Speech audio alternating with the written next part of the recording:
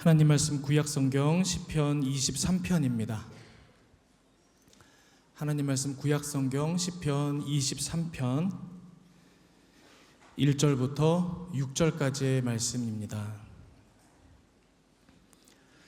저와 여러분이 한 절씩 교독하시고 마지막 절은 합독하도록 하겠습니다.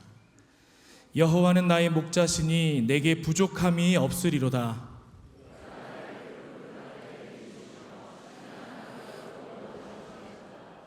내 영혼을 소생시키시고 자기 이름을 위하여 의의 길로 인도하시는도다.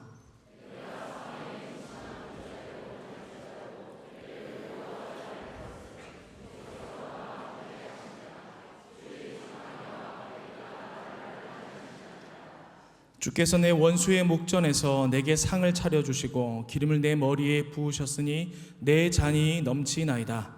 내 평생의 선하심과 인자하심이 반드시 나를 따르리니 내가 여호와의 집에 영원히 살리로다. 아멘. 우리 아동부 연합 찬양제 리틀스타 함께 하신 여러분들, 이 시간에 먼저 하나님께 우리가 영광 올려드리고 우리에게 허락하여 주신 다음 세대들의 입술을 통해서 또 하나님 찬양케 하셔서 이 시간을 통해 영광 받으심을 우리가 믿음으로 함께 예배드리기를 원합니다. 여러분들 처음 배우셨던 찬양 기억하고 계시나요? 저는 한번 말씀을 준비하면서 떠올려 봤습니다. 제가 처음으로 가사를 다 외웠던 찬송이 뭐였을까 떠올려 봤더니 한 5살쯤이었던 것 같아요. 그때 제가 처음으로 1절부터 4절까지 다 외웠던 찬송가 199장, 우리 지금 찬송가로 199장, 나의 사랑하는 채. 이 찬양들 여러분들 많이 좋아하시죠? 저도 어릴 적 이 찬양이 너무너무 좋았던 것 같습니다. 왜 이 찬양이 좋았나? 저는 이제 어릴 때지만 그때 기억이 생생하게 기억이 남는데 몇 가지 이유가 있었습니다.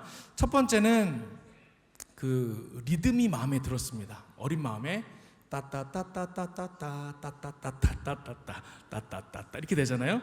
이 리듬이 굉장히 저한테 이렇게 친근하게 다가왔던 기억이 있습니다. 그래서 이 찬양이 너무 마음에 들었습니다. 두 번째는 가사인데요. 가사가 굉장히 쉽고 친근했습니다.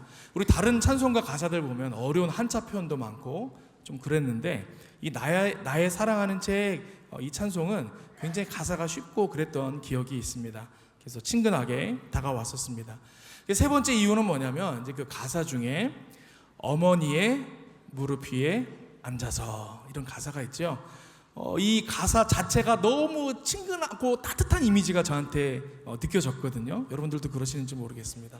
그래서 어린 마음에 이 찬양이 너무 좋아서 한글도 모를 때지만 어머님이 불러주시는 노래를 들으며 가사를 외우고 즐겨 불렀던 기억이 있습니다. 근데 후렴구가 가사가 어떻게 되어 있습니까? 귀하고 귀하다 우리 어머니가 들려주시던 재미있게 듣던 말 이 책 중에 있으니 이 성경 심히 사랑합니다. 어린 시절부터 이 찬양을 불러서였을까요? 평생 성경을 묵상하고 또 연구하는 목사가 되었습니다. 여러분, 우리는 하나님을 높이고 영광 돌려드리기 위해서 찬양을 하지요. 우리가 이 시간에 마음 다해 하나님을 찬양합니다. 그러면 하나님께서 그 찬양을 기뻐 받으시고 우리의 찬양을 통해서 영광 받으십니다. 그런데 그 찬양이 하나님께만 기쁨이 되고 영광이 되는 것이 아니라 찬양을 하는 그 사람, 찬양을 하는 우리에게도 영향을 미친다라는 거예요. 우리가 늘 찬양하지요. 그러면 그 찬양이 우리 인생에 힘이 되고 우리 인생을 변화시키는 능력이 된다라는 것입니다. 오늘 시편 23편은 다윗의 시편입니다. 이 성경학자들이 이 시편 23편을 연구할 때에 언제 이 시편 23편을 지어서 불렀을까, 배경을 언제로 설명하고 있는가 하면 다윗이 아들 압살롬을 피해서 광야로 도망갔던 시간이 있었죠. 그때 이 시편 23편을 지어서 불렀을 것이다, 그렇게 이야기들을 합니다. 여러분, 우리가 이미 다윗의 인생들을 알고 있지만 다윗의 인생 중에 이 사건, 그의 인생을 통틀어서 이 손에 꼽을 만한 굉장히 힘들고 괴로운 시간이지 않았습니까? 그런데 그때 부른 노래가 이 시편 23편이었다라는 거예요. 이게 뭔가 좀 괴리감이 있지요. 시편 23편은 많은 사람들이 가장 좋아하는 성경이고 또 우리도 이렇게 찬찬히 읽고 있노라면 마음이 평온해지고 든든해지고 그런 시이지요. 그런데 이런 노래가 그런 급박한 상황에서 쓰여졌다라는 게 굉장히 놀랍게 느껴지기도 합니다. 다윗의 마음에 한번 공감하는 심정으로 이 1절과 2절을 우리 한 목소리로 한번 읽어보도록 하겠습니다. 여호와는 나의 목자시니 내게 부족함이 없으리로다. 그가 나를 푸른 풀밭에 누이시며 쉴만한 물가로 인도하시는도다. 아멘. 여러분이 1, 2절을 읽으실 때 어떤 장면이 떠오르십니까?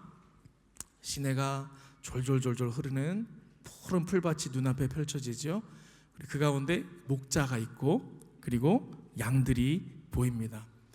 여러분 지금 광야길을 도망하고 있는 이 다윗이 자기 눈앞에 펼쳐지는 장면을 묘사한 것은 아닐 것이다 라는 것을 우리가 짐작해 볼 수 있습니다. 아마 자신이 이전에 경험했던 하나님으로 인하여 하나님과 동행하며 평온함을 누렸던 그 시절을 떠올리며 아마 이 노래를 불렀을 것입니다.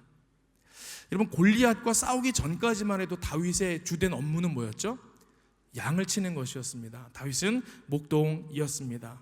그러니까 자신의 어린 시절 하면 떠오르는 장면이 있는데 그것이 무엇이냐? 푸른 풀밭에 양들과 함께 있었던 순간, 하나님이 함께 하셨던 그 순간들이 가장 떠오르는 시간이었을 것이다 라는 것을 우리가 짐작으로 알 수 있습니다. 또 이 사울 왕이 정신적으로 굉장한 어려움이 있을 때 여러분 이 다윗이 수금 연주자로 고용됐던 적이 있습니다. 왕이 채용할 정도면 굉장한 연주자였겠죠. 여러분 양치던 목동이었던 다윗이 이 수금을 언제 그렇게 연습할 시간이 있었을까요?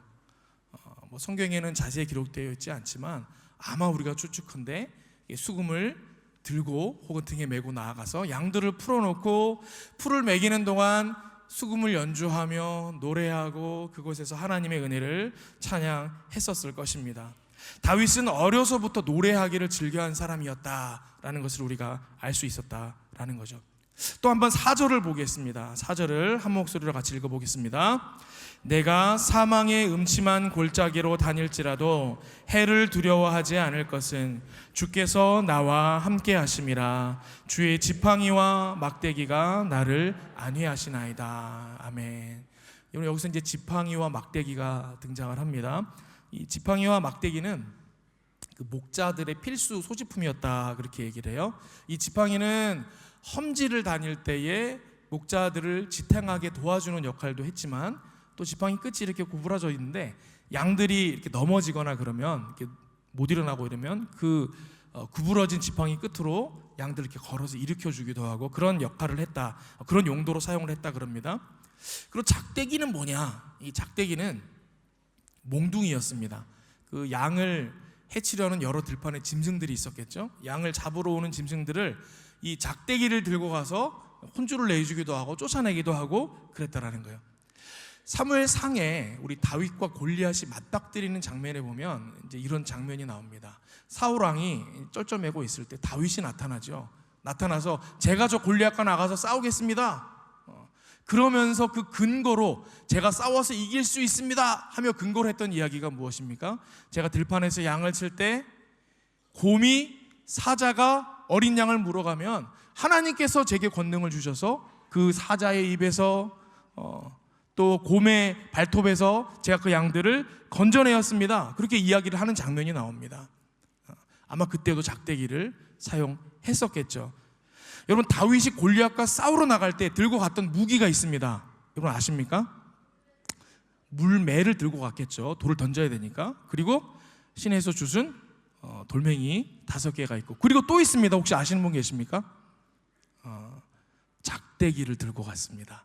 어디서 나오냐면 사무엘상 17장 43절에 이 골리앗이 자기와 싸우기 위해 찾아온 다윗을 보며 한 말이 있습니다. 블레셋 사람이 다윗에게 이르되 네가 나를 개로 여기고 막대기를 가지고 내게 나왔느냐 하고 그의 신들의 이름으로 다윗을 저주하고 여러분 그 순간에도 이 막대기를 들고 있었다라는 거예요. 여러분 이 지팡이와 막대기 다윗에게는 그냥 보통 나무 막대가 아니었겠죠. 다윗에게는 진정 그를 지키고 인도하시는 내 주님의 지팡이요 내 주님의 막대기였다라는 것입니다.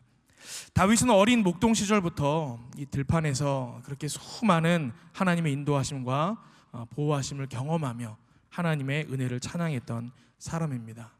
다시 말해 그가 아들 압살롬의 칼을 피해 광야로 피신하는 이 인생의 가장 힘들고 어려운 순간에도 시편 23편과 같은 아름다운 찬양을 하나님께 올려드릴 수 있었던 것이 그가 어릴 적부터 들판에서 하나님을 찬양하는 인생, 하나님의 인도하심과 구원하심을 믿음으로 고백하는 인생이었기 때문이다 라는 것입니다. 오늘 아동부 어린이들이 하나님을 찬양합니다. 이 리틀스타 찬양제를 위해서 굉장히 오랜 시간 연습을 했거든요. 여러분이 그 찬양에 깊이 빠져들어서 집중했던 시간들을 여러분 얼마나 귀중합니까? 우리 영락의 다음 세대들이 찬양하는 인생으로 길러지니 얼마나 감사합니까? 오늘 어린이들과 함께 찬양하며 우리가 전심으로 하나님께 영광 올려드릴 때에 하나님께서 우리 아이들로 찬양하는 인생 되게 하시기를 기원합니다. 또 그래서 다윗과 같이 인생의 모든 순간에서 하나님의 인도하심을 경험하고 그 은혜를 더 높여 노래할 수 있는 능력 있는 인생이 될 수 있기를 기원합니다. 우리 온 성도님들께서도 동일한 마음으로 기도하며 오늘 찬양제에 임해 주셨으면 좋겠습니다. 하나님께서 우리의 자녀들로 다윗과 같이 찬양하는 인생 삼으실 줄 믿습니다. 함께 기도하겠습니다. 아버지 하나님, 우리 영락의 다음 세대들로 하나님 찬양하는 인생 삼아주시니 감사합니다.